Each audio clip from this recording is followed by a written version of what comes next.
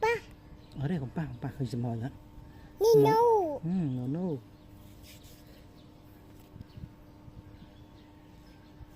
một cơm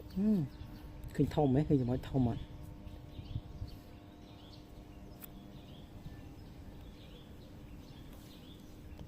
một cơm cơm một cơm ni no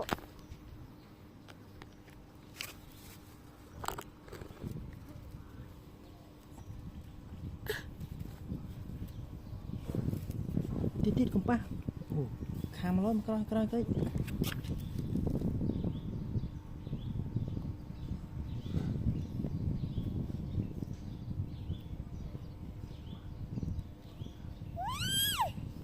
cái mau khơi nhạt mọi gì vậy thì nóng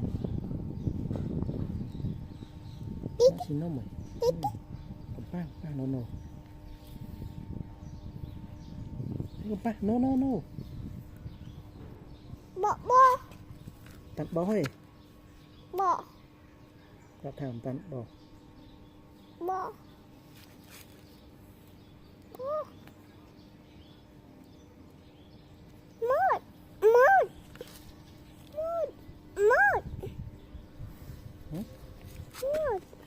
máu một cam mất ham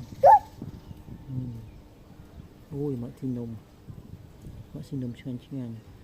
ôi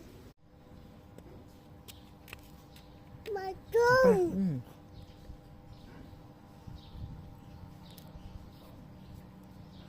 con pa no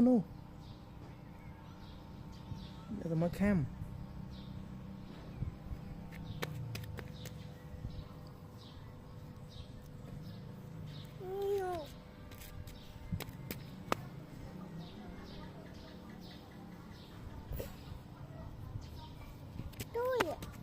Ủa các bạn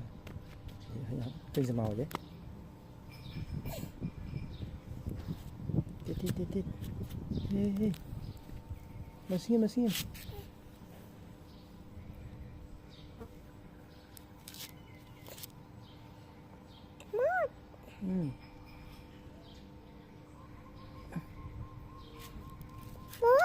là xin mà